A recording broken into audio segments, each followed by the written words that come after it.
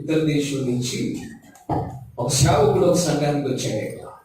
వచ్చి ఆ సంఘంలో పాస్టర్ గారితో అన్నాడట, మీ సంఘంలో బలహీనులు కానీ బాగా పేదరికంలో ఉన్నవారు కానీ ఎవరున్నారో వాళ్ళ దగ్గరికి నన్ను తీసుకువెళ్ళండి, వారి కోసం నేను ప్రార్థన చేస్తాను అన్నాడట.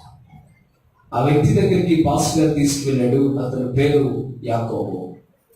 యాకోబు దగ్గరికి వెళ్ళి చూస్తే పూరి గుడిసెలో ఉన్నాడు, కుక్కిన మంచంలో ఉన్నాడు. మనం పాతకాలంలో నలుపు మంచాలని అంటాం. అలాంటి మంచంలో పడుకుని చాలా బలహీనుడిగా ఉన్నాడు. ఈ ఫారినర్ వచ్చి అన్నాడట, ఆ బైబిల్ ఇచ్చి ఆయనకి చెప్పాడు, ప్రతిరోజు ఒక పేజీ తీసి చదువుకో, నీ పేదరికము పోతుంది, నీ బలహీనతలు పోతాయి, నీ రోగరుగ్మతలు కూడా పోతాయి అని చెప్పాడట. ఆయన ఇంగ్లీష్లో చెప్తే స్థానిక పాస్ గారు తెలుగులో ట్రాన్స్లేషన్ చేశారు. బైబిల్ తీసుకున్నాడు యాకోబు, ఫారినర్ ప్రార్థన చేశాడు, తిరిగి వెళ్ళిపోయాడు. మరలా ఒక సంవత్సరం అయిపోయింది. ఆ సంవత్సర కాలం తర్వాత మరలా ఇదే ఫారినర్ వచ్చాడు. పాస్టర్ గారిని అడిగాడు, వేర్ ఇస్ దట్ యాకోబు అని అడిగాడు. వేర్ ఇస్ దట్ జేమ్స్ అని అడిగాడు. రాలేదండి, అప్పటి నుంచి అలాగే బలహీనుడిగానే ఉన్నాడు, ఆ ఇంట్లోనే ఉన్నాడు, అదే మంచంలో ఉన్నాడు అన్నారు. వాట్, అదేంటి అలా జరగటం? ఖచ్చితంగా నేను ఇచ్చిన బైబిల్ చదివితే ఆ వ్యక్తి ఇవాళ అలా ఉండడే. వీ షుడ్ అగైన్ విజిట్, మరలా వెళ్దాం, విజిట్ చేసి వద్దాం కదా అన్నాడట. వెళ్తే సేమ్ అదే గుడిసె, అదే మంచం, అదే పరిస్థితిలో యాకోబు ఉన్నాడు. మరలా ఈ ఫారినర్ ఆయన అడుగుతున్నాడు, Yakobu are you read Bible every day అని అడిగాడట. ప్రతిరోజు నువ్వు బైబిల్ని చదువుతున్నావా? యా చదువుతున్నానండి అప్పుడప్పుడు అన్నాడట. నిజమేనా? నిజమే. ఒకసారి ఆ బైబిల్ తీసి చూపిస్తావా అన్నాడట. ఎక్కడో ఈ ఫార్మర్ ఇచ్చిన తర్వాత పైన మిద్ది మీద పడేసేసాడు. ఆ రోజు గుర్తుకొచ్చింది, గబగబా వెతికి దుమ్ము దులిపి, ఎదిగోండి చెక్కు చెదరకుండా మీరు ఆ రోజు ఎలా ఇచ్చారో అలాగే ఉంచాను, చాలా జాగ్రత్తగా కాపాడుకుంటున్నాను అన్నాడు. నువ్వు చదివితే నిజంగా ఇది నాన్న ఇలా ఉండేవాడివి కాదు, ఈ బైబిల్ కూడా ఇలా ఉండేది కాదు అన్నాడట. అని ఆయన చెప్పి ఆ బైబిల్ జిప్ తీసి ఓపెన్ చేసి చూస్తే పేజీకి ఒక 100 రూపాయల నోటు పెట్టించాడు. బైబిల్లో పేజీకి ఒక 100 రూపాయల నోటు ఉందట. చూడండి, పాత నిబంధనలో క్రొత్త నిబంధనలో ఎన్ని పేజీలు ఉన్నాయి? నామకుగా బైబిల్ చూడండి ఎన్ని ఉన్నాయి. పాత నిబంధనలో ఎన్ని ఉన్నాయి, క్రొత్త నిబంధనలు ఎన్ని ఉన్నాయి?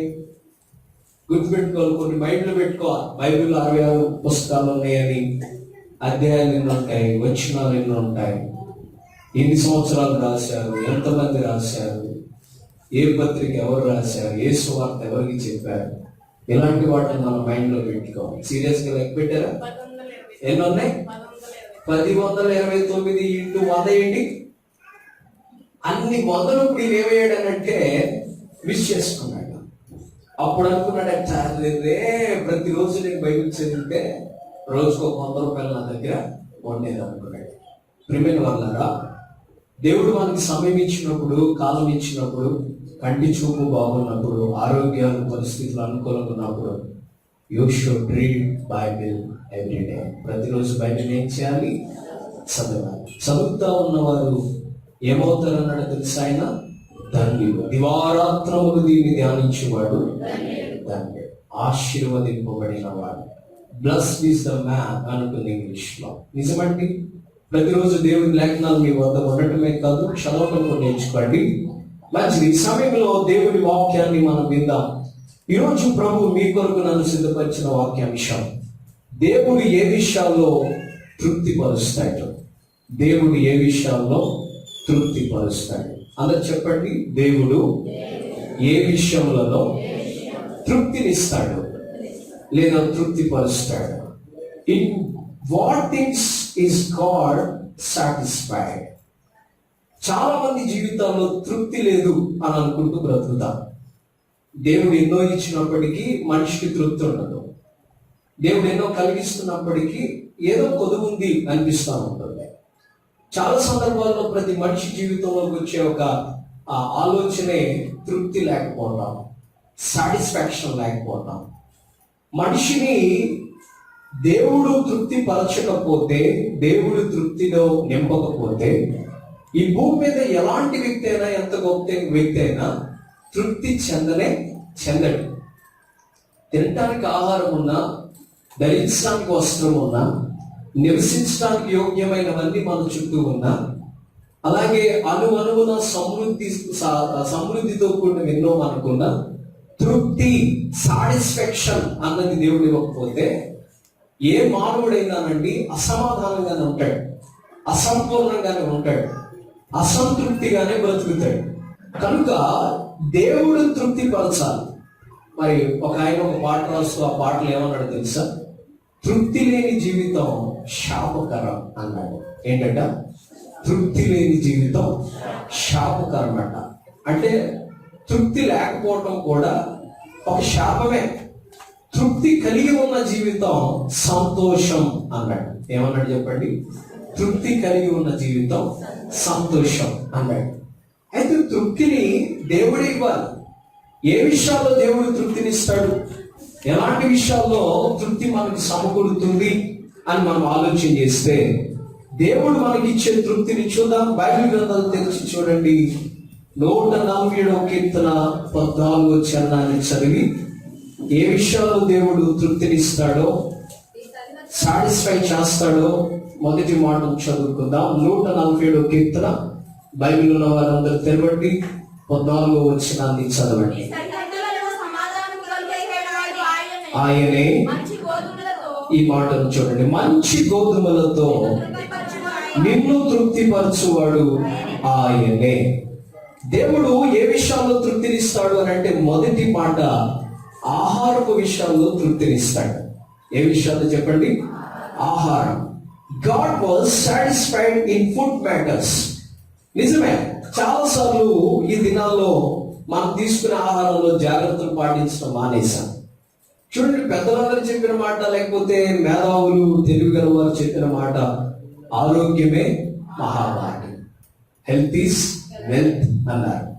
కానీ మనిషి ఈ రుచులతో కూడిన ఆహారానికి అలవాటు పడిపోయి రకరకాలైన రుచుల్ని, రకరకాలైన అలవాటు చేసుకునే దినాల్లో ఏం తింటున్నాడో, ఎప్పుడుది తింటున్నాడో, ఏ సమయానికి తింటున్నాడో తనకి అర్థం కావట్లేదు.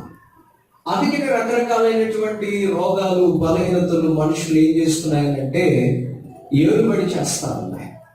మానవ జీవితంలో అత్యంత శ్రేష్టమైనటువంటి ఈవులు ఆహార విషయాల్లో దేవుడు ఈ భూమి మీద పెట్టాడు.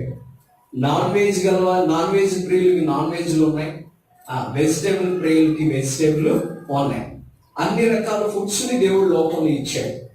ఇక చైనీస్ వారి వంటకాలు అయితే మనం చెప్పనక్కర్లా, పలుకులే విధంగా ఉంటాయి. అలాగే పురుగులు, పాములు, ఎప్పుడైనా తిన్నారా మీరు? ఎలుకలు, బల్లులు, కప్పలు ఏవి కూడా వారు వదిలిపెట్టరు. అలా తినే ఒక తినబడిన దాన్ని తినేశారు. ప్రపంచం మొత్తానికి ఎప్పటికీ దిగిన భారమైన రోగాన్ని ఇచ్చారు. ఏంటండి? కరోనా ఏ తింటే వచ్చిందన్నారు? గబ్బిలం తినకూడనటువంటి పక్షి అని నిర్మాగ్రంథంలో ప్రభు స్పష్టంగా చెప్పాడు. తినకూడనటువంటి జీవులని కూడా ఉంది.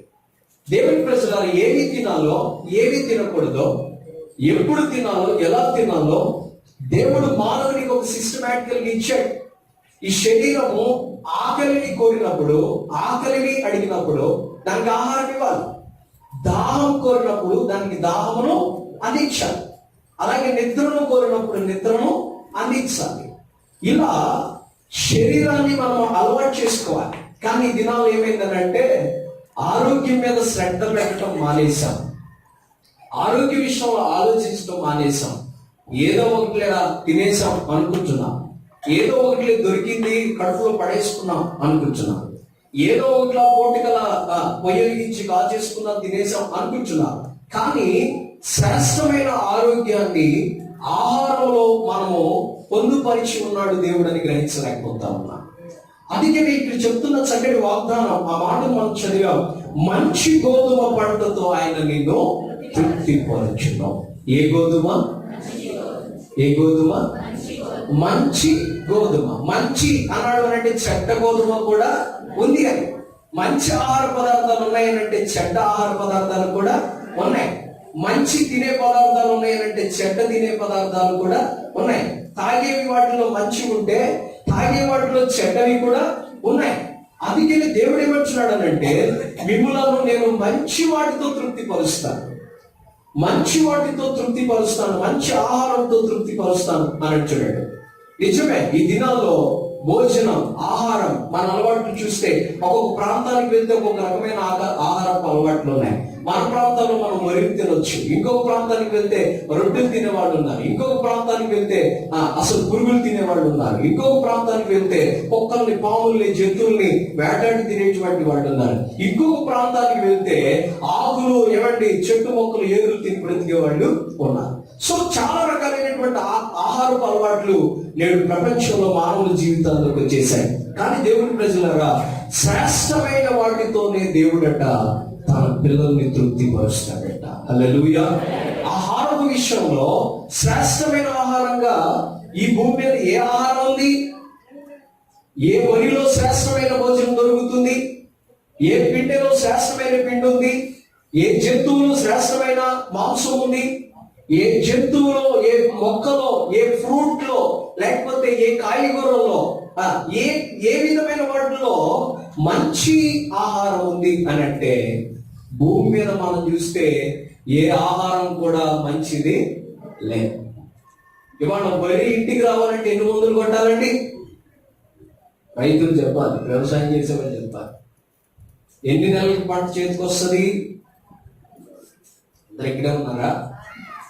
ఎన్ని నెలలకు పంట చేతికి వస్తుంది? గట్టిగా చెప్పండి అయ్యా. 6 నెలలు ఎన్నిసార్లు మందులు కొడతాం?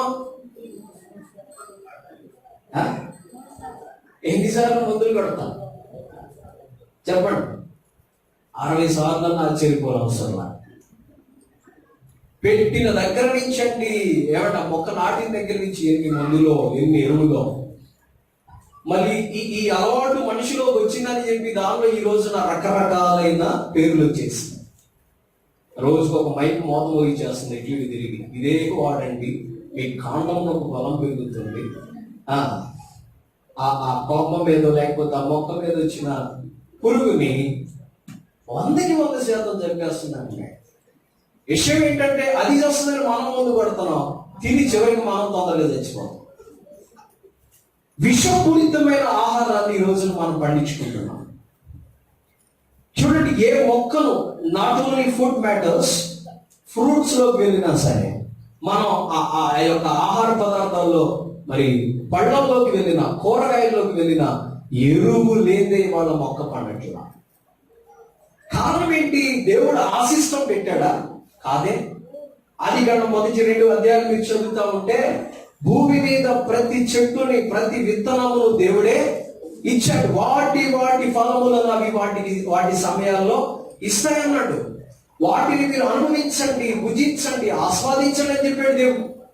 కానీ మనిషి ఎందుకు ఇప్పుడు ఈ కలుషితమైంది తింటున్నాడు అని అంటే, మానవుడు తొందరగా ఇవి పండించేసుకోవాలి, ఎక్కువ దిగుమతి రావాలి, పెట్టుబడి తగ్గాలి, లాభం ఎక్కువ అవ్వాలి అన్న ధ్యాసలో ఏం చేశాడు అని అంటే, ఎరువులు అలవాటు చేశాడు. మొక్క పెరిగిపోతుంది, కాయ పెరిగిపోతుంది, లేకపోతే మొక్క పెరిగిపోతుంది, కంకి పెరిగిపోతుంది, బరువు పెరిగిపోతుంది, కానీ కావలసిన స్థాయిలో ఆరోగ్యం మాత్రం దానిలో నుంచి రావట్లేదు. హల్లెలూయా.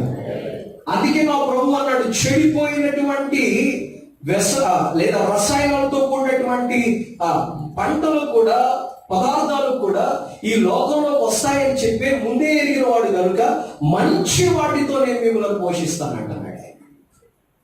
చెడ్డవి కూడా వస్తాయి భవిష్యత్తులో, భయంకరమైనటువంటి విషపూరితమైన ఆహారపు కెమికల్స్ కూడా వచ్చేస్తాయి. కానీ నేను ఎలా తృప్తిపరుస్తాను మిమ్మల్ని అని అంటే, మంచి గోధుమ పంటతో అని అంటున్నాడు.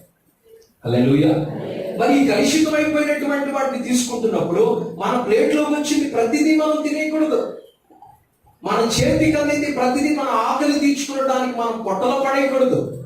ఏం చేయాలంటే, ఆహార పదార్థాలు మన దగ్గరకు వచ్చినప్పుడు ముందు భోజనం చేయటమో లేకపోతే తీసుకోవటమో ఇవన్నీ చేసే ముందు ప్రార్థన చేయడం అలవాటు చేసుకోవాలి. హల్లెలూయా. అందరూ వింటున్నారా? జాగ్రత్తగా వినండి. ఏం అలవాటు చేసుకోవాలి? ఎన్ని ఎరువులు కొడితే ఈ ఆహారం తయారై మా పళ్ళెంలోకి వచ్చిందో, ఎన్ని రకాలైనటువంటి రసాయనాలు ఉపయోగిస్తే ఈ పండు ఇంత రంగుగా మారిందో, ఎన్ని రకాలైనటువంటి కెమికల్స్ యూజ్ చేస్తే ఈ కాయగూర లేకపోతే ఈ ఫ్రూట్ ఎంత పెద్దగా తయారైందో. కనుక ప్రభువా, దీనిలో కలుషితమైంది, విషపూరితమైంది, ఆరోగ్యానికి హాని చేసేది, లేదా నా యొక్క శరీరానికి బలహీనతలు తెచ్చేది ఏదున్నా నీ నామములో దాన్ని తీసివేసి నాకు ఇచ్చినందుకు నీకు స్తోత్రాలు, దీన్ని నా ఆరోగ్యానికి అనుకూలంగా మలుచు ప్రభు అని ప్రార్థన చేసుకుని తింటాం నేర్చుకోవాలి. హల్లెలూయా. కానీ అలాంటి వాళ్ళు ఉన్నారు వాళ్ళ అంటే ఉన్నారు. ఎలాంటి ప్రార్థన అంటే, ప్రభువా నీకు స్తోత్రం, నాకు ఆత్రం, గిరగిరా కళ్ళ ముందులా తిప్పేయటం, గుచ్చుకు నోట్లో పడేసుకోవాలి కాదు, ప్రార్థించుకోవాలి.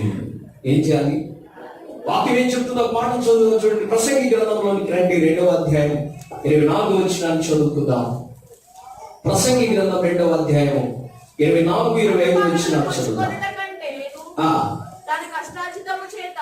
చేత సుఖపడుట కంటేను నరునికి మేలుకరమైనది ఏదీ లేదు, ఇదియును దేవుని వలన కలుగునని నేను తెలుసుకుంటుని. ఆ మాటలు అంటే ఏం చేసుకోండి? ఆయన సెలవు లేక భోజనము చేసి సంతోషించుట ఎవరికి సాధ్యము? దేవుడు సెలవు లేకుండా భోజనం చేయడం ఎవడి వల్ల? ఎవడు వింటున్నారా? ఇవాళ చికెన్ చేసింది, ఎంత కష్టపడి తెచ్చుకున్నానో అనుకుంటా. ఇవాళ చేపలు చేసినాయి, ఎంత కష్టపడి షాప్కి వెళ్ళి తెచ్చేసానో అనుకుంటా. ఇవాళ మంచి కూరగాయలు చేసినాయి, ఎంత కష్టపడి తెచ్చుకున్నాను అనుకుంటాం.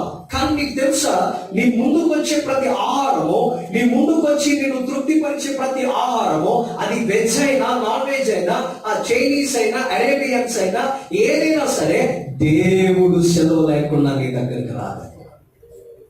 హల్లెలూయా. ఏమండి, ఆ పంట కానీ లేకపోతే ఆ ఆహారం కానీ నీ ఇంటికి చేరుతుందనంటే, నీ చేతిలోకి వస్తుందనంటే, నీ నోటితో తీసుకోగలుగుతున్నావనంటే దేవుడు దాన్ని నీ కోసం సిద్ధపరుస్తున్నాడు.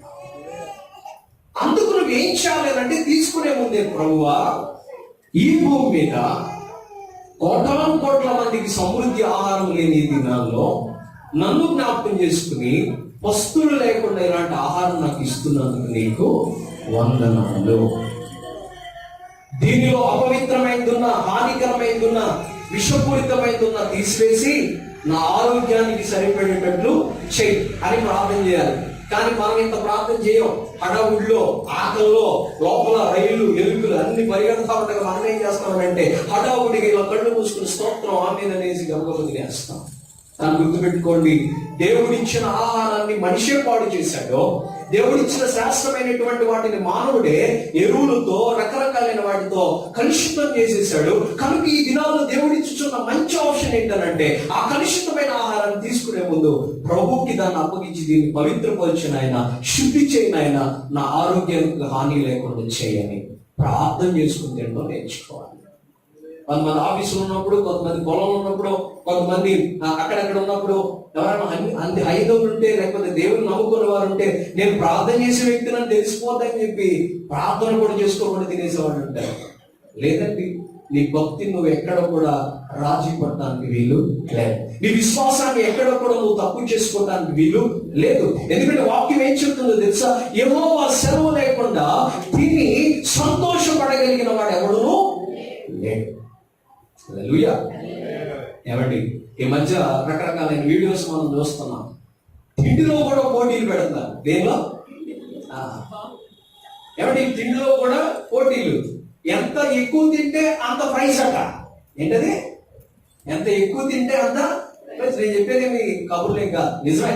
ఫోన్లో చూడండి, ఎంత పెద్ద ఆ జంతువులు రెండేసుకుంటా ఉన్నారు, ఇద్దరు కూర్చుంటున్నారు, రెడీ 1 2 3 స్టార్ట్ అని టైం పెట్టుకుని పట్ట నదులు పెట్టేస్తున్నారు. ఈ కడుపుకి ఎంత ఇవ్వాలో అంత ఇవ్వడం మానేశారు. దీనికి ఫుల్ గా పెట్టడం మొదలు పెట్టారు. అది తిరిగి ఏమిస్తుందంటే ఆరోగ్యాన్నో, బలాన్నో, శక్తినో పక్కన పెట్టి జబ్బుల్ని, షుగర్ని, బీపీని, ఆ సోమరితనాల్ని, అధిక నిద్రని, ఏమంటే శరీరం నిండా వ్యర్థమైన కొవ్వులు తీసుకొచ్చేస్తుంది.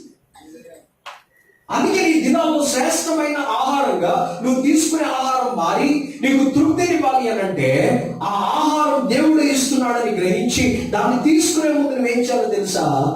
ప్రార్థించుకోవడం నేర్చుకోవాలి, దేవుడిని స్తుతించడం నేర్చుకోవాలి. నీ దగ్గరికి వచ్చే ప్రతి ఆహారం దేవుడే పంపిస్తున్నాడని గ్రహించాలి. లేవియ కాండంలో కూడా ఒక మంచి మాట ఉంది. ఆహారం గురించి చదువుకుందాం చూడండి. లేవియ కాండము 25వ అధ్యాయము 18వ వచనం చదువుకుందాం. లేవి కాండం 25వ అధ్యాయం 18వ వచనం. కాబట్టి మీరు నా కట్టడలను నా విధులను గైకొని వాటిని అనుసరించి నడుచుకొనవలెను. అప్పుడు మీరు ఆ మాటను చూడండి, ఆ దేశంలో సురక్షితంగా నివసించెదరు, ఆ భూమి ఫలించును, మీరు తృప్తిగా భుజించి దానిలో సురక్షితముగా నివసించెదరు. హల్లెలూయా. చూడండి, మనం పంట తృప్తిగా పండాలి అనన్నా, మనం తీసుకునే ఆహారం మనకి తృప్తినివ్వాలి అనన్నా, ఆహారం ద్వారా దేవుడు మనల్ని తృప్తిపరిచే తృప్తి, ఆ అనుభూతిని మనం అనుభవించాలి అనన్నా, మనమంటండి దేవుని కట్టడలకు లోబడతా ఉండాలంట. హల్లెలూయా. ఆ ఆహారాన్ని గురించి మొదట ప్రార్థన చేసుకోవాలని విన్నాము. రెండవది ఇక్కడ ఏమంటున్నాడు అంటే, ఆ ఆహారం మనకి తృప్తినివ్వాలి అని అంటే దేవునికి భయభక్తులు కలిగి జీవించాలి. తీసుకుంటున్న ఆహారం అంతా మంచిదిగా, క్షేమమైనదిగా, హాని లేనిదిగా మారటానికి ప్రార్థన చేసుకోవాలి. అది తృప్తినిచ్చి నేను బలపరచాలి అని అంటే, ప్రభువా ఈ పంటలు నీది, ఈ భూమి నీది, ఈ ఆకాశం నీది, ఇస్తున్న వర్షం నీది, నీరు నీది, జ్ఞానము పండించడానికి ఇచ్చే జ్ఞానం నీది, ఎరువులు, యంత్రాలు, ఇవన్నీ మానవుని జీవితంలోనికి ఆ గ్రహింపుతో తెచ్చిన వాడివి, ఆలోచన ఇచ్చిన వాడివి నీవే నాయన. దీనిలో లోపం వల్ల, పాపం వల్ల క్షమించి మాకు ఆరోగ్యాలు తెచ్చేయండి అని తీసుకుంటూ ఏం చేయాలనంటే ఇవన్నీ ఇచ్చుచున్న దేవునికి భయపడాలట, లోపడాలి. అలా కాకుండా నేను నా కష్టంతో తెచ్చుకుంది, నా బలంతో తెచ్చుకుంది, నా సంపాదనతో తెచ్చుకుంది, ఇదిగో ఇదంతా నేను కూర్చుకుందే అని తింటే అలా తిన్న వ్యక్తి ఏముండదు అన్నాడు తెలుసా? తృప్తి ఉండదు. ఏముండదు? ఆయన కట్టడములను గైకొనకుండా ఎంత శ్రేష్టమైన రుచులతో కూడా ఆహారం తీసుకున్నానంటండి మనకి తృప్తి అనిపించదట. అలాగే ఇచ్చింది దేవుడు అని గ్రహించకుండా మనం ఎంత తీసుకుంటున్నా అది మనకి తృప్తిని ఇవ్వదాం. కొన్ని చోట్ల కొంతమంది చూస్తూ ఉంటాం, ఏమండి గంటకి ఏదో ఒకటి నోట్లో పడేస్తానే ఉండాలి. అరగంటకి బఠానీలో వెళ్ళేవాళ్ళు ఉంటారు, 10 నిమిషాలు బియ్యం కొరికేవాళ్ళు ఉంటారు. అవునా కదా? చూడండి, కొన్ని చోట్ల అలవాట్లు ఉంటాయి. కొంతమందికి బలహీనతలు బట్టి ఉంటాయి, కొంతమందికి తిండి వ్యామోహం మీద ఉంటాయి. కానీ నేను అంటున్నాను, నువ్వు ఏది తీసుకున్నా నీకు ఆరోగ్యంగా మారాలి అని అంటే దేవుడే తృప్తినివ్వాలి. దేవుడు తృప్తినివ్వాలంటే ఇచ్చిన ఆహారాన్ని బట్టి మొదట దేవునికి స్తోత్రాలు చెప్పాలి. ఆ తర్వాత దేవుని యందు భయభక్తులు కలిగి జీవించడం నేర్చుకోవాలి. అప్పుడు ఈ తినేదైనా తీసుకునేదైనా మనకి ఏమవుతుందని అంటే వంట పట్టడం మొదలు పెడుతుంది. హల్లెలూయా. చాలాసార్లు మనం అంటా ఉంటాం, బాగానే తింటాడు కానీ పెద్దగా వంట పట్టట్లేదు, ఎప్పుడు చూసినా అలాగే ఉంటాడు. ఏమండి దేవుడి ప్రజలారా, దేవుడు ఎంత గొప్పవాడు అని అంటే మన ముందు కలుషితం అయిపోయిన వాటిని శుద్ధి చేసుకోవడానికి ప్రార్థన, వాటిని బట్టి తృప్తి చెందడానికి కట్టడలు, ఆజ్ఞలు ఇచ్చాడు. ఆయన లోబడాలి, భయపడాలి. చక్కగా ప్రార్థనతో మనం ఆహారాన్ని తీసుకోవటం నేర్చుకోవాలి. అంత మాత్రమే కాదు, బైబిల్లో మనం గమనించినట్లయితే కరువులో 300 సంవత్సరాల ఒక ఆవిడ్ని దేవుడు తృప్తిపరిచాడు. ఎవరావిడ? సారెపతు విధవరాలు. దాదాపుగా మనందరికీ తెలిసినటువంటి సందర్భమే. మొదటి రాజుల గ్రంథం 17వ అధ్యాయంలో 14వ వచనం నుండి 16వ వచనం వరకు మనం చదివినప్పుడు అక్కడ ఒక పేద విధవరాలు సారెపతులో మనకు కనిపిస్తుంది. 3.5 సంవత్సరాలు దేశంలో కరువు వచ్చి ఆకలితో అనేక మంది అలమటించిపోతున్నప్పుడు ఒక అప్పము, అలాగే తన కుమారునికి తనకి మరి 2 అప్పాలు అవ్వడానికి పిండే కొంచెం నూనె ఉన్న స్థితిలో ఆ పేద విధవరాలు ఇల్లు ఉన్నప్పుడు అండి, దేవునికి ఆయన పేరిట వచ్చిన సేవకునికి దేవుని మీద నమ్మకం ఉంచి, విశ్వాసం ఉంచి, ఏమండి ఆ సేవకుడు అడిగినప్పుడు ఆవిడ ఏం చేసిందో తెలుసా? కాదనకుండగా ఇచ్చేసింది. ఇచ్చేసిన తనని దేవుడు ఏమండి ఆకలితో ఉంచలా, పస్తులతో ఉంచలా, ఏం చేశాడు తెలుసా? 3.5 సంవత్సరాలు మరలా వర్షం కురిసే వరకు కూడా ఆవిడ తొట్టిలో పెండే అవ్వలేదు, గుంటెలో నూనె తగ్గలేదు. దేవునికి స్తోత్రాలు తెలియచేయండి. హల్లెలూయా. చూడండి, ఆహారం ఏది తీసుకుంటున్నా మహిమ దేవునికి చెల్లించాలి. ఇచ్చింది దేవుడిని గుర్తుపెట్టుకోవాలి, కృతజ్ఞతలు చేయాలి. అది శరీరానికి మేలుగా మారాలని ప్రార్థించుకోవాలి. చూడండి, అక్కడ వచ్చిన ఒక సేవకుడు అడిగితే అది నా మేలుకి అని భావించింది ఆవిడ. ఇచ్చుట ద్వారా దేవుడు తిరిగి సమృద్ధినిస్తాడని నమ్ముకుంది ఆవిడ. అందుకే మనం కూడా మన పంటలోనో, మనకు వచ్చేటువంటి కూర మొక్కల్లోనో, మనకు వచ్చేటువంటి వెజిటేబుల్స్ లోనో, ఫ్రూట్స్ లోనో, ఏమండి మన పంటలోనో ఏం చేస్తాం తెలుసా? ముందు తీసుకొచ్చి మనకు తెలియకుండా ఒక మంచి పని చేస్తూ ఉంటాం. దేవుని సంఘులు ఇవ్వాలనుకుంటా ఉంటాం, దేవుని సేవకులకు ఇవ్వాలనుకుంటా ఉంటాం. కారణం ఏంటంటే ఆ కట్టడి ఇక్కడే మొదలైంది. బైబిల్లో మనం అనుమానం పాటించే ప్రతిదీ కూడా మేలు కోసమే మనకి దేవుడు ఇచ్చాడని గ్రహించాలి. అలా ఇచ్చినప్పుడు దాన్ని రెట్టింపుగా దేవుడు ఆశీర్వదిస్తుంటాడు. గణపరిచే స్థాయిలో మనం దీవెన పొందుకునే విధంగా చేస్తాడు. కనుక ఆవిడ జీవితంలో ఇవ్వడం నేర్చుకుంది. వచ్చిన దాంతో మరి తృప్తి పడటం కాక దేవుడికి కూడా దాన్ని ఇవ్వడం నేర్చుకుంది. దేవుడు ఆకాశపు వాకిలు విప్పినంతగా ఆ 3.5 సంవత్సరాలు ఆవిడ చేయి చాపడుకోకుండా ఆవిడ్ని పోషించాడు. హల్లెలూయా, హల్లెలూయా. ఇక కొత్త నిబంధనలోకి వెళ్తే యేసుక్రీస్తు వారు ధారాళంగా ఒక రోజు ప్రసంగం చేస్తున్నారు. మనుషులు ఆకలిని కూడా మర్చిపోయి వాక్యాన్ని వింటున్నారు. వాక్యం అయిపోయిన తర్వాత అందరికి ఆకలి బయలుదేరింది. అప్పుడు శిష్యులు అంటారు, ప్రభువా, వీళ్ళు ఎంతో చాలా చాలా దూర ప్రాంతాల నుంచి వచ్చారయ్యా, వీళ్ళు ఇలాగే తిరిగి ఇంటికి వెళ్తే మధ్యలో సమస్యలు పడిపోతారేమో, వీళ్ళకి ఆహారాన్ని ఏర్పరిస్తే బాగుంటుందేమో అని అన్నారు. అప్పుడు ప్రభు ఏమంటాడు తెలుసా? మీ దగ్గర అసలు ఏమున్నాయో తినడానికి వాటిని మొదట వెతికి నా దగ్గరికి తీసుకురండి అని చెప్పాడు. అప్పుడు ఈ పెద్దల్ని, చిన్నల్ని, వృద్ధుల్ని అందరిని వడగొట్టి చూస్తే ఒక చిన్న పిల్లవాడి దగ్గర 5 రొట్టెలు 2 చిన్న చేపలు ఉన్నాయి. అవి 2 తీసుకొచ్చారు ప్రభు దగ్గరికి. 5 రొట్టెలు 2 చిన్న చేపలు. మార్క్స్ వార్త 6:38 వచనంలో నేను చెప్పే సందర్భం మీకు కనిపిస్తుంది. ఆ 5 రొట్టెలు 2 చిన్న చేపలు మారం చేయకుండా వాస్తవానికి చిన్నపిల్లలు మన మీద అడిగామనుకోండి, ఇస్తారా? వెంటనే ఇస్తారా? ఇచ్చారనుకోండి, ఆ రోజున వాటిని మనం ఎక్కడ పెడతాం తెలుసా? నా పూజ, నా పండి, నా బంగారు, అమ్మో నేనంటే అంత ప్రేమ అంటాం. దేవుడికి కూడా అదే మనసు ఉంటుంది. ఇచ్చినప్పుడు దూరంతో దేవుడు తిరిగి ఇవ్వడానికి ఇష్టపడతాం. అందుకని అన్నాడు, ఇవ్వుడి మీకు ఇవ్వబడు అన్నాడు. అంతేగా నేను చేసుకుంటాను మీ కర్మ మీద అనందా. ఆకాశపు వాక్యం మీకు పట్టజాము దీవెనలు ఇస్తాను. మలకి 3వ అధ్యాయం అంటాడు, 6వ అధ్యాయంలో మాట్లాడతాడు. సో చూడండి, ఆ చిన్నవాడు తెచ్చి ఇచ్చినప్పుడు దేవుడు ఏం చేశాడు తెలుసా? వాడిని ఆశీర్వదించాడు. 5 రొట్టెలు 2 చిన్న చేపలు కాస్త 5,000 మందికి ఆకలి తీర్చగలిగాడు. హల్లెలూయా. అంటే ప్రభు అక్కడికి తీసుకుని ఏం చేశాడు? కృతజ్ఞత చేశాడు, ప్రార్థన చేశాడు, ఆశీర్వాదము ఇచ్చాడు. 3 పనులు జరిగాయి. మొదటిగా అవి దొరికినందుకు కృతజ్ఞత నేర్పాడు. అలాగే వాటిని అందరికీ సరిపోయే విధంగా సమృద్ధిగా మారాలి, ఆరోగ్యకరంగా ఉండాలి అని ప్రార్థన చేశాడు. ఇవి అందరినీ తృప్తిపరచాలని దీవెన కూడా ఇచ్చాడు. ఇచ్చిన పిల్లోడే తర్వాత యేసుక్రీస్తు వారిని అనుసరించిన శిష్యుల్లో ఒక వ్యక్తి అయ్యాడు అని ఒక థియాలజీ కూడా చెప్తుంది. నిజమండి, ఈ భూమి మీద మన యొక్క ఆ శరీరానికి కావలసిన ఆకారాన్ని లేదా ఆకలిని తృప్తిగా ఇవ్వాలి అని అంటే దేవుని వల్లే అవుతుంది.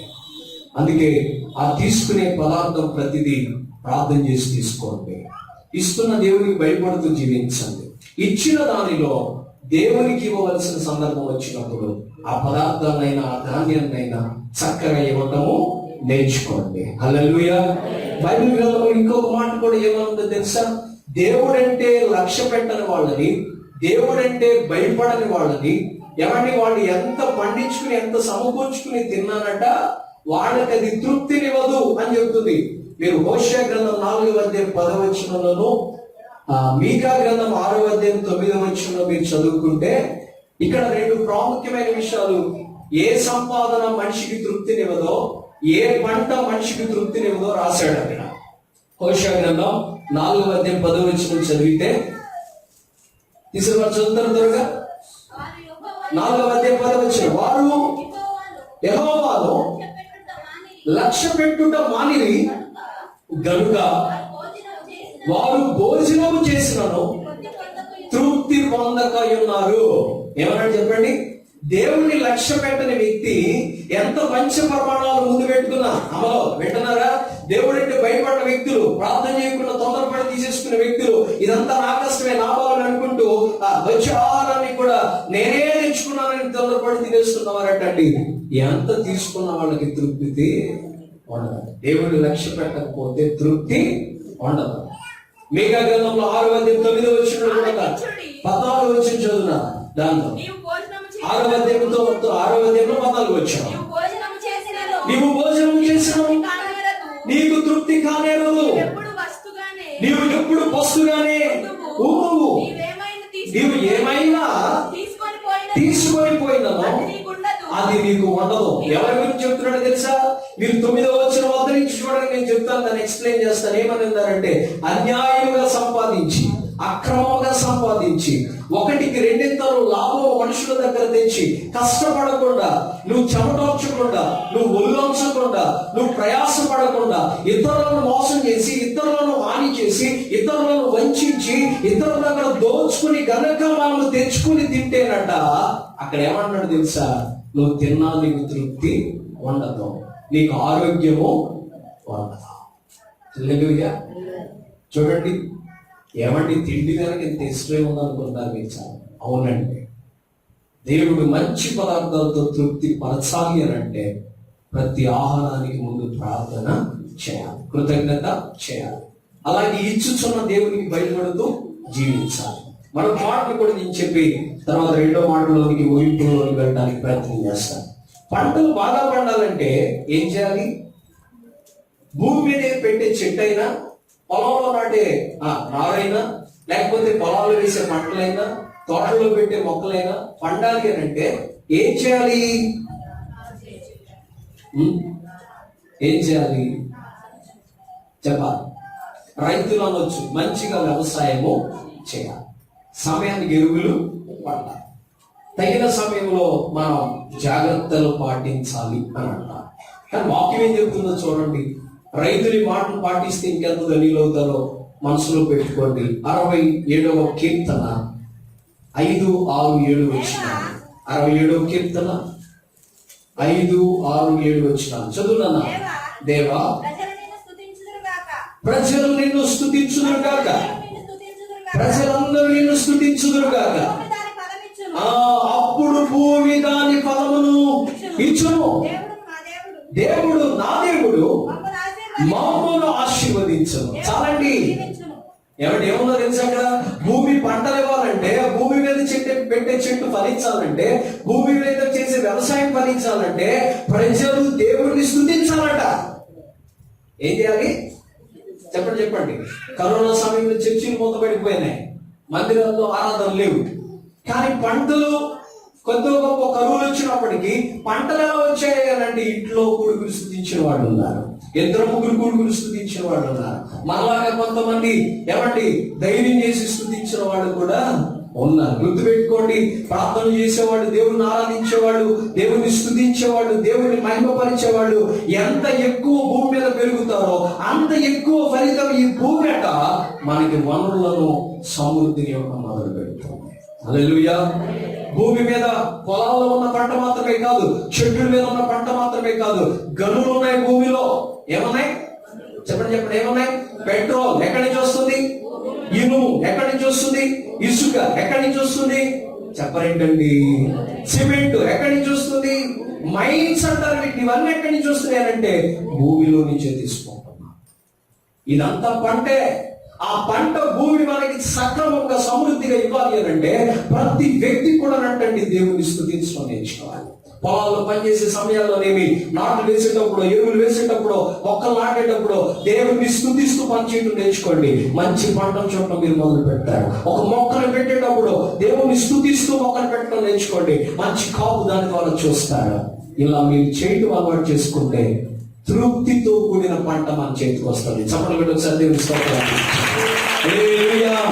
అందుకే స్తుతి ఉండాలి, కృతజ్ఞత ఉండాలి, ప్రార్థన ఉండాలి, ఉండాలి, అలాగే దేవునికి భయపడి ఇవన్నీ దేవుడు ఇస్తున్నాడని లోపడటం కూడా జరగాలి. అప్పుడు మంచి భోజనాలతో మనం తృప్తి చెందుతాం.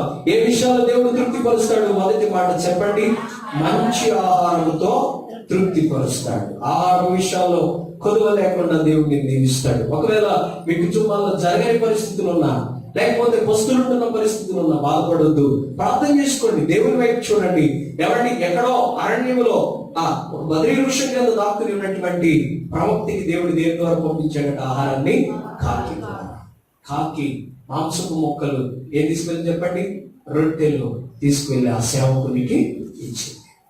అందుకే కుటుంబాల్లో ఏ ఆర్థిక సమస్యలు ఉన్నా, సమృద్ధి లేని పరిస్థితులు ఉన్నా భయపడద్దు, బాధపడద్దు. ప్రార్థన బాగా చేసుకోండి, దేవుడిని అడగండి. ఇవాళ ఉన్న స్థితిని రేపు అలాగే ఉంచాడు దేవుడు. ఇవాళ ఉన్న పరిస్థితుల్ని అలాగే ఉంచడానికి నా ప్రభు ఇష్టపడ్డు. కొన్ని దినాలకి, కొన్ని రోజులకి, కొన్ని నెలలకి నువ్వు అడుగుచూ ఉండగా, నువ్వు ప్రార్థిస్తూ ఉండగా దేవుడు ఏం చేస్తాడు తెలుసా? ఈ పరిస్థితులు మార్చడానికి ఇష్టపడతాడు. హల్లెలూయా, హల్లెలూయా. ఇక రెండో మాట్లాడుకుందాం. ఏ విషయంలో దేవుడు మనల్ని తృప్తి పరుస్తాడు అని అంటే 91వ కీర్తన 16వ వచనాన్ని చదువుకుందాం. 91వ కీర్తన 16వ వచనంలోనికి రండి. దీర్ఘాయువు చేత అతన్ని తృప్తిపరచను, నా రక్షణ అతనికి చూపించను. చాలు. రెండవదిగా దేవుడు ఏ విషయంలో తృప్తినిస్తాడనంటే దీర్ఘాయుష్ అట. ఏ ఆయుష్ అండి? అంటే ఆయుష్ దేనికి సంబంధించింది? ఆరోగ్యానికి సంబంధించింది. దేనికి సంబంధించింది చెప్పండి? ఆరోగ్యం బాగుంటేనే చెప్పండి మనం ఎలా ఉంటాం? ఎక్కువ సంవత్సరాలు బ్రతికే విధంగా ఉంటాం. అవి పాడైపోతేనో, శరీరంలో జబ్బులు చేస్తేనో ఆయుష్ ఎక్కువ ఉండదు కదండి. బలహీనపడిపోతాయి కదా, త్వరగా చనిపోయేటువంటి ప్రమాదాలు కూడా ఉంది కదా. అది దేవుడు రెండో వాటికి ఏమంటున్నాడు అంటే ఏ విషయంలో తృప్తినిస్తాడు అని అంటే ఆరోగ్య విషయంలో. ఏ విషయం? ఆహారం అయిపోయింది. రెండవది ఏంటి? ఆరోగ్యం. ప్రపంచంలో డబ్బు లేని వ్యక్తి ఉన్నాడేమో కానీ ఫీల్ చేయండి, జబ్బు లేని వ్యక్తి లేడు. ఎవరు లేరు? డబ్బు లేనివాడు ఉన్నారేమో కానీ జబ్బు లేనివాడు లేరు. ఏదో ఒకటి చిన్న చిన్న సమస్యలు కూడా ఆరోగ్యరీత్యా ప్రతి వ్యక్తి కలిగి ఉన్నాడు. ఎవరి వాళ్ళ క్షణం, ఒక నిమిషంలో ఏం జరుగుతుందో తెలియని పరిస్థితులు ఆరోగ్యంలోకి వచ్చేసాయి. కరోనా వచ్చి వెళ్ళిపోయిన తర్వాత శరీరాల మీద, అవయవాల మీద ఇప్పటికీ దాని ఎఫెక్ట్లు అండి ప్రపంచాన్ని వదలలేదు. రకరకాలైనటువంటి అవయవాల్లో బలహీనతలు, శరీరపు అవయవాల్లో జబ్బులు, రోగాలు, దానిని బట్టి ఆ ఒక్క జబ్బును బట్టి కోకొలలో పుట్టుకొచ్చినటువంటి డిసీజెస్ ఉన్నాయి. నిన్నటి దినం ఒక వీడియో వాట్సాప్ లో బాగా హల్చల్ చేసింది. ఒక ఆయన చక్కగా ఒక పబ్బులో డాన్స్ చేస్తా ఉన్నాడు, పాటలు పాడుతూ డాన్స్ చేస్తున్నాడు, చాలా యాక్టివ్ గా ఉన్నాడు, చురుగ్గా డాన్స్ చేస్తున్నాడు. రెప్ప పాటలో టాప్ అని కింద పెట్టిపోయాడు. ఏమైంది మీరు చూస్తే ప్రాణం లేదు, క్షమిపోయాడు. ఆనందంగా విందు విలాసంతో పండగ చేసుకుంటున్నంత వాతావరణంలో చిందులేస్తూ, పాటలకి గంతులేస్తూ పాడుకుంటూ ఉన్నాడు. కానీ నిమిషంలో తన ప్రాణం పోయింది. నిజమండి. ఏ క్షణాన ఆరోగ్యం ఎలా దెబ్బతింటుందో అర్థం కావట్లేదు. ఈ రోజుల్లో ప్రమాదకరమైనటువంటి భూమి మీద మనం ఉన్నాం. ఆరోగ్యం లేకపోతే మానవుడు ఈ భూమి మీద సురక్షితంగా బ్రతకలేడు. దీర్ఘాయుష్ను చూడాలి అంటే దేవుడు అంటున్నాడు, ఆ దీర్ఘాయుష్తో కూడిన తృప్తి నేను మాత్రమే మీకు ఇవ్వగలను. మరొకసారి ఆ మాట జ్ఞాపకం చేసుకుందాం. 16 వచ్చింది. ఏమని? దీర్ఘాయువు చేత నేను అతన్ని తృప్తి పరిచదను. హల్లెలూయా. ఆయుష్ ఎవరి చేతిలో ఉంది? ఆరోగ్యం ఎవరి చేతిలో ఉంది? శక్తి బలం ఎవరి చేతిలో ఉన్నాయి? అవయవాలు పనిచేయటం, ఆరోగ్యంగా ఉండటం, మంచి ఫంక్షనింగ్ ఉండటం, వాల్స్ పనిచేయటం, కండరాలు పనిచేయటం, మెదడు పనిచేయటం, కంటి చూపు పనిచేయటం, ఇవన్నీ చక్కగా ఉండాలంటే దేవుడు ఇచ్చే భాగ్యమేనండి. ఈ మధ్యకాలంలో గెన్సాల మన గిల్గోల్ సంఘ పెద్దల్లో ఒక ఆయన్ని గెన్సాల్ సెంటర్లో అనుకోకుండా అన్ఫార్చునేట్లీగా కలిసాడు. ఆయన ఈ లెఫ్ట్ కన్ను ఇలా మూత పడిపోయి ఉంది. అంకుల్ ఏమైంది ఆ కన్నుకి అని అడిగితే, నరాల వీక్నెస్ అంటయ్యా, దాదాపు కొన్ని నెలల నుంచి రెప్ప పైకి లేవట్లేదు అన్నాడు.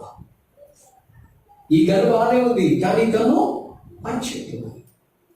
అదేంటి మీరు ఎప్పుడన్నా మందులు, ఆల్కహాల్ ఇలాంటివి ఏమైనా తీసుకున్నారంటే తీసుకోలేదు. సినిమాలు, టీవీలు గట్రా ఏమైనా చూశారంటే అది కూడా నాకు పెద్దగా అలవాటు లేదన్నాడు. కానీ సడన్ గా ఏమొచ్చి పడింది? కంటికి బలహీనత. చూడండి, మనుషులమైన మనం ఈ భూమి మీద కలుషితమైన వాతావరణంలో ఉన్నామండి. రకరకాలైనటువంటి బ్యాక్టీరియాల మధ్య జీవిస్తున్నాం, అనేకమైనటువంటి పొల్యూషన్ మధ్య మనగలుగుతా ఉన్నాం. సో ఇటువంటి దినాల్లో కలరాలు చేలుబడి చేశాయి, మలేరియాలు చేలుబడి చేశాయి, డెంగ్యూలు చేలుబడి చేశాయి, అలాగే ప్లేగ్ వ్యాధులు చేలుబడి చేశాయి, కరోనా లాంటివి వచ్చాయి. అంతకుముందు మనం చూసుకుంటే ప్రతి 100 సంవత్సరాలకు ఒక భయంకరమైన డిసీజెస్ వచ్చి ప్రపంచాన్ని కుదిపి వెళ్ళిపోతూ వచ్చింది.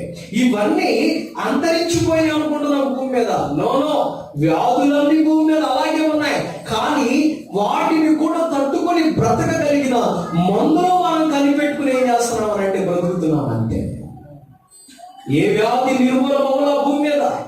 ప్లేగ్ వ్యాధి అయినా, కలరా వ్యాధి అయినా, ఏమంటే ఈ 2 వ్యాధులు, కరోనా లాంటివైనా, ఇవన్నీ అంతరించుకోవాలా, ప్రకృతిలో అలాగే ఉన్నాయి. కానీ వాటిని మనం ఎదుర్కొచ్చిన ఏమీ కాలంత ఆరోగ్యరీత్యా మందులు మనం కనిపెట్టుకుని, వ్యాక్సిన్ అనొచ్చు, టీకా అనొచ్చు, ఇలాంటివి ఏమైనా అనొచ్చు, వాటికి పెట్టుకుని మన పేర్లు, ఇవి మనము వాడుకుని బ్రతుకుతున్నాం అంతే. కానీ జబ్బులు, వ్యాధులు అయితే అంతరించిపోలేదు. హల్లెలూయా. మరి ఇలాంటి దినాల్లో ఆయుష్ ఎవరివ్వాలి చెప్పండి? దేవుడు ఇవ్వాలి. దేవుడు అంటున్నాడు, ఏమన్నా తెలుసా? దీర్ఘాయుష్తో నేను అతన్ని తృప్తిపరుస్తాను. ఆరోగ్యమే ఈ రోజులో గొప్ప భాగ్యం అంటే. ఈ సంవత్సరాల్లో, ఈ దినాల్లో మనం ఉన్నామనంటే సరైన ఆరోగ్యం దేవుడు మనకి ఇవ్వకపోతే ఉండేవాళ్ళము కాదు. తుమ్మొచ్చినా, జబ్బు వచ్చేసిన అనుకున్న రోజుల్లో, దగ్గు వచ్చినా అయిపోయామేమో అనుకున్న రోజుల్లో, పక్కింట్లో కొంచెం జ్వరం అనిపించినా అయిపోయింది, వీధి మొత్తం తుడిచిపెట్టుకుపోతాం అనుకున్న రోజుల్లో, కొంచెం శరీరం వేడికి జ్వరం అనిపిస్తుంది అని అనుకుంటే డౌట్ లేదు ఇది కరోనానే, చచ్చిపోతాం అనుకున్న రోజుల్లో, ఈ శరీరానికి ఇమ్యూనిటీ పవర్ కానీ, ఈ శరీరానికి తట్టుకునే సామర్థ్యాన్ని కానీ, మరణము దాటుకుని మరణం పైకి వచ్చి ఇప్పటి వరకు బ్రతికి ఆయుష్ను పొందుకున్నామనంటే దేవుడు మీకు ఇచ్చిన భాగ్యం. హల్లెలూయా, హల్లెలూయా. ఈ మధ్య ఒక ఆయన అడిగారు, నేను ఏమండి నీకు బాగున్నారా, ఆరోగ్యం బాగుందండి? చాలా బాగున్నావయ్యా, చాలా చోట్లకి అటు ఇటు ప్రయాణం చేస్తున్నారు, కరోనా ఇంకా పోలేదంటే జాగ్రత్త అంటే, నన్నేం చేస్తుంది, నేను 3 వ్యాక్సిన్ వేసుకున్నాను అంటున్నాడు. ఎన్ని ఇంజక్షన్లు పొడిపించుకోవడానికి పెట్టుకాదు నువ్వు బతుకుతుంది.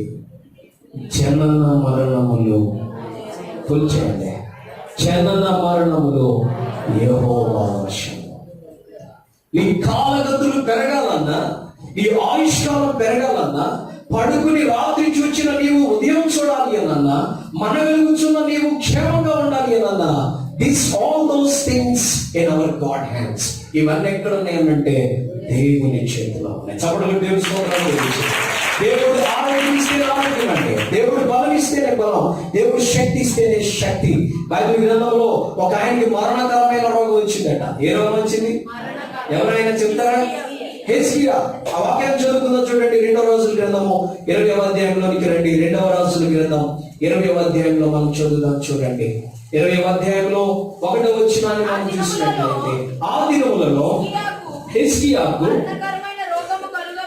మరణకరమైన రోగము కలుగగా. ఏ రోగం కలిగింది? మరణకరమైన రోగం. ఏమండి, మరణకరమైన ఈ రోగాన్ని కొంతమంది పండితులు రీసెర్చ్ చేసిన బైబిల్ జ్ఞానులు ఏమన్నారు తెలుసా? ఇది క్యాన్సర్ వ్యాధి అన్నారు. ఏ వ్యాధి అన్నారు? క్యాన్సర్ వ్యాధి అన్నారు. ఎందుకంటే ఆ దినాల్లో బహు భయంకరమైన మరణాలు ఏలుబడి చేశాయి. వాటిల్లో ఒక రోగంగా, మహమ్మారి వ్యాధిగా ఇది ఉందట. అందుకని కొంతమంది బైబిల్ స్కాలర్స్ ఏం చెప్పారనంటే, హిజ్కియాకు వచ్చినటువంటి మరణకరమైన రోగం క్యాన్సర్ పుండు అని చెప్పారు. ఈ హిజ్కియాకి వ్యాధి, మరణముతో కూడిన వ్యాధి వస్తే ప్రవక్త వచ్చి ఆయనకి తెలియచెప్పినప్పుడు మంచంలో ఉన్న హిజ్కియా ఏమని ప్రార్థించాడు చెప్తారు చెప్పండి. మనందరికి తెలుసు కదా.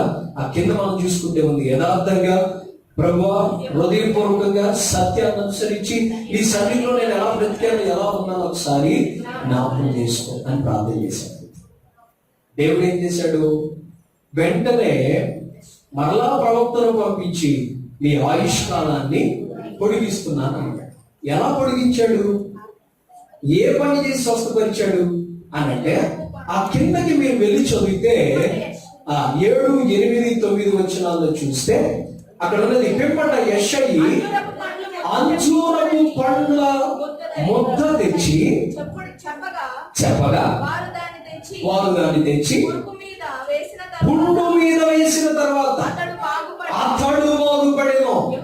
ఏమండి, పుండుతో కూడిన వ్యాధి, క్యాన్సర్ పుండుతో కూడిన వ్యాధి హిజ్కియాకు వస్తే దేవుడు ఏమన్నాడు తెలుసా? హిజ్కియా అంజూరపు పండు ముద్దను తీసుకువెళ్ళి అంజూరపు చెట్టును, ఆ ఆకుల్ని చక్కగా వాటిని ముద్దగా చేసి దానిని తీసుకువెళ్ళి ఆ పుండు మీద పెట్టు, తగ్గిపోద్ది.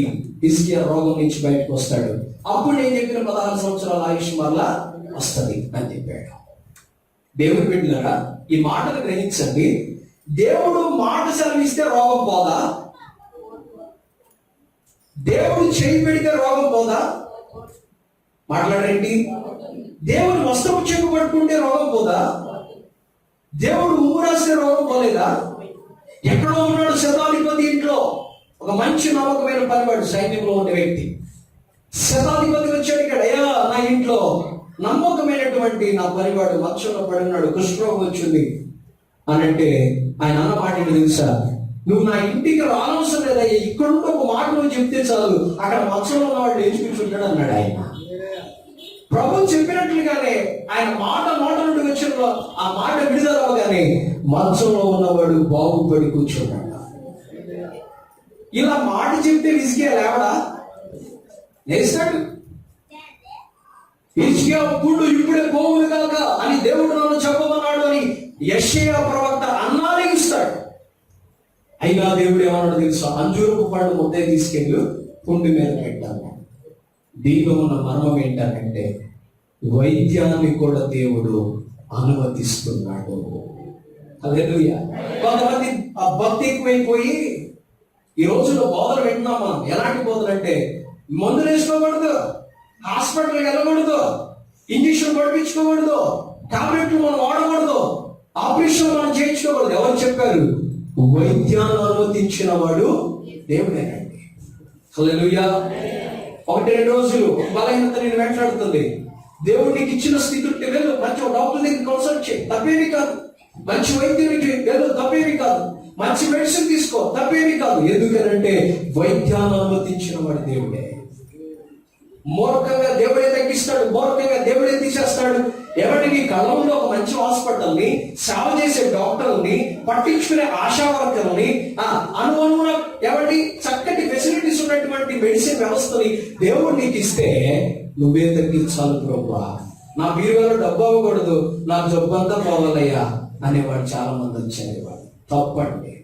వైద్యం దేవుడు ఇచ్చింది, దేవుడు అనుమతి ఏది, దాన్ని చేయించుకోవడం తప్పేమి కాదు. హాస్పిటల్కి వెళ్ళడం తప్పేమి కాదు, మెడిసిన్ తీసుకోవడం తప్పేమి కాదు. హల్లెలూయా.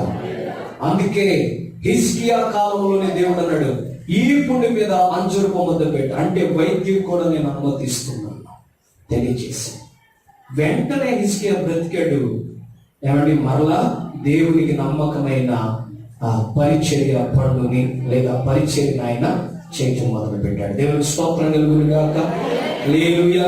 ఇక మనందరికి తెలిసినటువంటి 12 సంవత్సరాల రక్తస్రావ రోగి ఆవిడ కూడా మరి బైబిల్ గ్రంథంలో విశ్వాసంతో ఆయన అంగీ కొట్టుకుంది, బాగుపడింది. చూడండి, రోగాల్లో ఆయుష్ను కోల్పోయే ప్రమాదం ఉంది, కానీ దేవుడు కృప చూపిస్తే ఎంత రోగాల్లో ఉన్నా బయటికి మరలా మనం వచ్చి దీర్ఘ ఆయుష్ని పొందుకోగలుగుతాం. దేవుని స్తోత్రం కలుగుతుంది కాక. హల్లెలూయా. మరి గడిచిన 2015 సంవత్సరంలో అమ్మగారు పాస్టర్ గారు మరి దాదాపు 3 సార్లు కోమాలకు వెళ్ళిపోయింది అమ్మ. మీ అందరికీ తెలుసు. బలంగా ప్రార్థన చేశారు. మరి మనందరం అడిగాం, ప్రభువా నీ చిత్తమైతే మరలా నీ సేవకురాల్ని మా మధ్యకు తీసుకున్నాం. దేవుని మహాకృపను బట్టి 3 సార్లు కోమాలో వెళ్ళిన అమ్మని ఏమంటే 3 సార్లు డాక్టర్ చెప్పారు, ఛాన్స్ లేదండి, చనిపోతుంది, అన్కాన్షియస్ లోకి వెళ్ళిపోతుంది, ఇక అసలు అవకాశము లేదండి, మేము ఏమీ చెప్పలేమన్నా. ఇక్కడ సంఘం ప్రార్థిస్తుంది, తెలిసిన సేవకులు ప్రార్థిస్తున్నారు. దేవుని మహాకృప ఆమెని లేపి మరలా సొంత గ్రామానికి ప్రజల మధ్యకి తీసుకొచ్చాడు ఆయన. దేవుని స్తోత్రం హల్లెలూయా. ఇక 2021లో పోయిన సంవత్సరం, ఇక మా అన్నయ్య విషయం అందరికీ తెలుసు. నా సెప్టెంబర్ ఈ నెలలోనే చివరిలో ప్లేట్లెట్స్ 7,000 పడిపోయి చాలా ఇబ్బంది పడ్డాం. ఒక రాత్రిలోనే భయంతో కూడిన వాతావరణం మేము అనుభవించాం. కానీ ఒక విశ్వాసం, తండ్రి లేని వారికి నేను తండ్రిని అన్నాడు. తల్లి లేని వారికి నేను తండ్రిని అన్నాడు. నేను మిమ్మల్ని అనాథలుగా. ఈ మాటలన్నీ నాలో రిమైండ్ అయిపోయినాయి అంటే రాత్రి దేవుని ఎదుట విశ్వాసంతో కూడినప్పుడు ఈ రోజున మీ మధ్యన మన సజీవుడిగా నిలబెట్టాడు. ఆరోగ్యం దేవుని చేతిలో ఉంది. అంత మాత్రమే కాదు, మన సంఘంలో ఏ రోగి కోసం మనం ప్రార్థన చేసినా, ఏ బలహీన కోసం ప్రార్థన చేసినా వారిని దేవుడు ఎక్కడ విడిచిపెట్టినా మరలా తిరిగి లేపడం, మరలా జబ్బు నుంచి బయటికి తెరవడం, మరలా పడిన స్థితి నుంచి బయటికి లేపడం, మంచంలో నుంచి లేపనెత్తడం, మరలా మన మధ్య సాక్షులుగా నిలబెడుతున్నాడు. అందుకే ప్రేమతో నేను మీతో చెప్పేది ఒకటే, దేవుడు మనలను ఆరోగ్యం ఇచ్చి తృప్తి పరచకపోతే ఈ భూమి మీద మనము ఆరోగ్యాన్ని చూడలేము. ప్రియమైన తల్లిదండ్రులారా, సహోదరులారా, మీకు ఇచ్చినటువంటి చక్కటి అవయవాల్ని వ్యర్థమైన అలవాట్లు చేసుకుని పాటు చేసుకోవద్దు. త్రాగుళ్ళని, చూతలని, వ్యసనాలని, సిగరెట్లని, ఖైడీలని, గుట్కాలని, ఈ వ్యర్థమైన వాటిని ఎన్నో అలవాటు చేసుకుని ఈ రోజుల్లో శరీరాన్ని పాటు చేసుకుంటున్నారు. పాటు చేసుకోవద్దు. ఈ శరీరం దేవుడిది, ఈ అవయవాలు దేవుడిచ్చినవి, వీటిని చక్కగా కాపాడుకోండి. అలాగే ఆయుష్యమని దేవుడిని అడుగుతూ దేవుని కోసం బ్రతకడం నేర్చుకోండి. హల్లెలూయా. కనుక రెండో మాట ఏంటి చెప్తారా? ఏ విషయంలో దేవుడు తృప్తిపరుస్తాడు? ఆరోగ్య విషయంలో. మరి ఆరోగ్య విషయంలో మీ అందరిని దేవుడు సమృద్ధిగా తృప్తిపరచునుగాక. ఆమేన్. అలాగే మంచి ఆహారములతో దేవుడు మిమ్మల్ని తృప్తిపరచునుగాక. అలాంటి తృప్తిని ప్రభు సదాకాలము దయచేయునుగాక. ఆమేన్. చివరిగా ఒక మాట ఉంది, చదివేసి ముగించేసుకుందాం. చివరిగా మరొక మాట ఉంది, చదివి ముగించుకుందాం. దేవుడు తృప్తిపరిచే మూడో విషయాన్ని వాక్యం చదివి నేను ముగించేస్తాను. కీర్తన 36 కీర్తన 8వ చరణాన్ని చదవండి. కీర్తన 36 కీర్తన 8వ చరణం. నీ మందిరం యొక్క సమృద్ధి వలన వారు సంతృప్తి నొందుచున్నారు. నీ ఆనంద ప్రవాహంలోనిది నీవు వారికి త్రాగనిచ్చుచున్నావు. చాలండి. ఇక్కడ ఏముందో తెలుసా? ఆత్మీయమైన తృప్తి. ఏ తృప్తి? ఇప్పటి వరకు ఏం తృప్తి ఇస్తాడని విన్నాం? ఆహార విషయంలో తృప్తి, ఆరోగ్య విషయంలో తృప్తి. మూడవది ఏంటో తెలుసా? ఆత్మీయ తృప్తి. ఆత్మీయంగా చాలా సార్లు మనం భక్తి చేస్తాం. ఆ దేవుడు, ఈ దేవుడు, నా చెట్టు ఇప్పుడు నమ్మేస్తాం, మొనగటం, దీక్షలు, ఉపవాసాలు, ఏమంటే ఎన్నో చేస్తాం. కానీ భక్తిలో తృప్తి ఉండదు. ఎవరిని నమ్మినా, ఎవరిని పూజించినా, ఎవరిని ఆరాధించినా ఒక తృప్తి లేని భక్తి చేస్తాం. కానీ యేసుక్రీస్తు దగ్గర ఏంటంటే ఆత్మీయంగా తృప్తి దొరుకుతుందట. ఆత్మ దాహానికి తృప్తి దొరుకుతుందట. అందుకని ఏమన్నాడు తెలుసా? నీ మందిరములో వారిని నీవు సమృద్ధితో కూడిన తృప్తిని వారికి ఇస్తున్నా.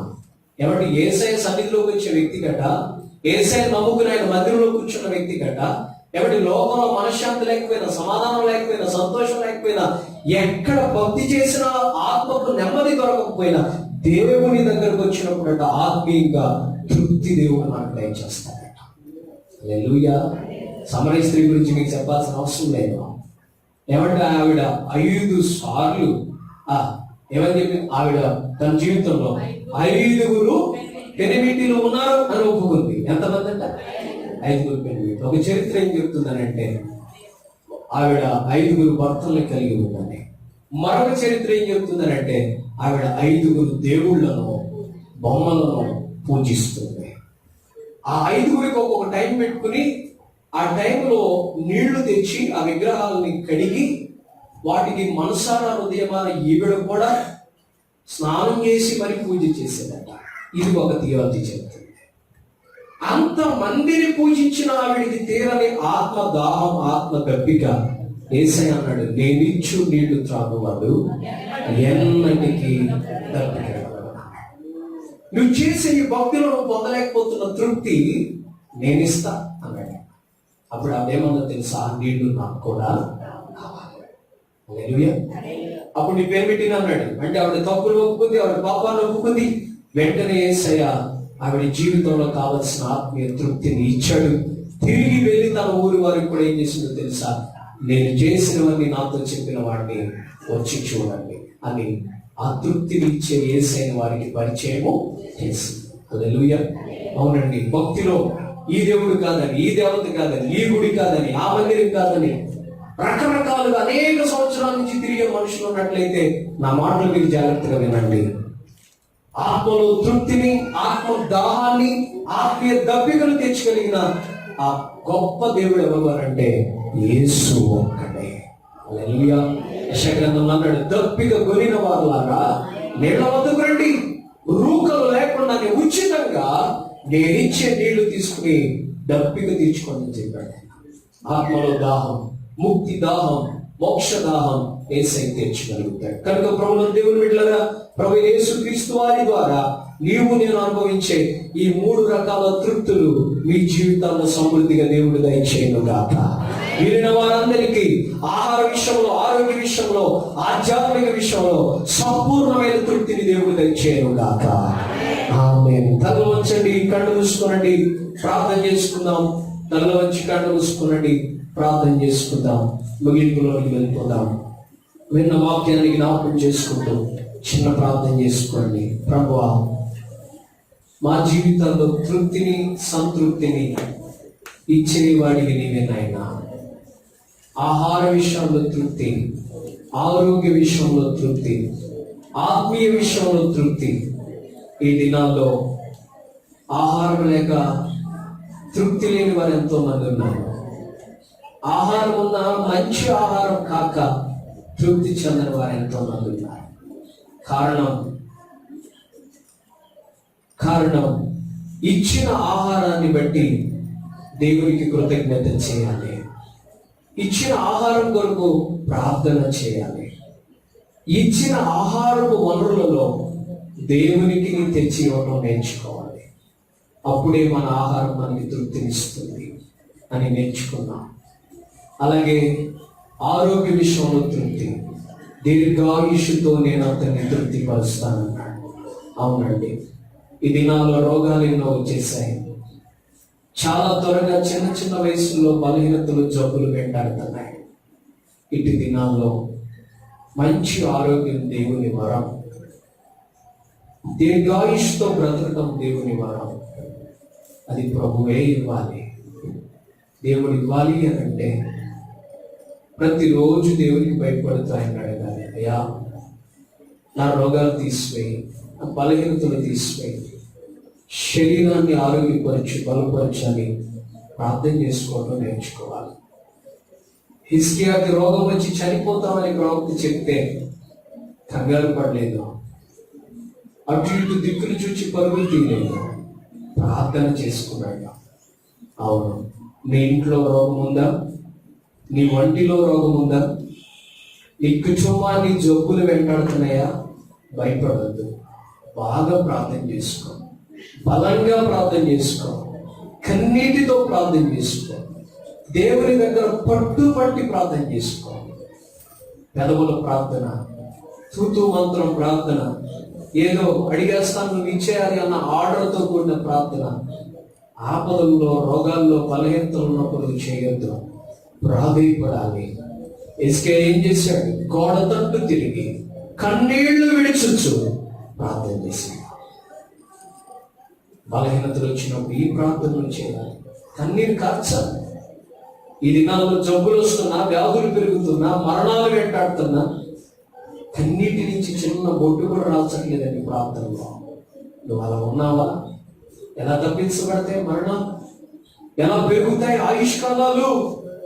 పెరగాలి అంటే నువ్వు ప్రార్థించాలి. ప్రార్థిస్తున్నావా? ఈ రోజు నుంచి అలా ప్రారంభించి, అయ్యా నా పిల్లలకు దీర్ఘాయుష్యం, బలహీనత నుంచి విడిపించి మాకు దీర్ఘాయుష్యం, రోగాల నుంచి విడిపించి మాకు దీర్ఘాయుష్యం ప్రార్థన చేసుకో.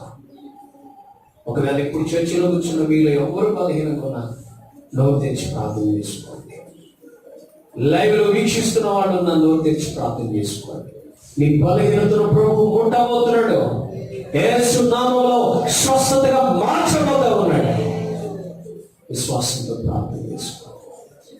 శరీరంలో కనపడే జబ్బులు నీకు లేవేమో, మానసికంగా బాధలు లేవో, వేదము, కుటుంబంలో కలతలు, కృంగతీస్తున్న బాధలు, సమస్యలు నేను వెంటాడుతున్నాయేమో. కృంగిపోవద్దు, నువ్వు ఒంటరివి కాదు. కృంగిపోవద్దు, నేను విడిచిపెట్టేశాడు దేవుడు అనుకోవద్దు. ఆయన చూస్తున్నాడు. ఆయన కనికర సంపన్నుడండి. ఆయన జాలి గలవాడండి, హృదయాంతరంగా ఎరిగిన దేవుడండి, పడిన వాడిని లేపే మనసున్న వాడండి.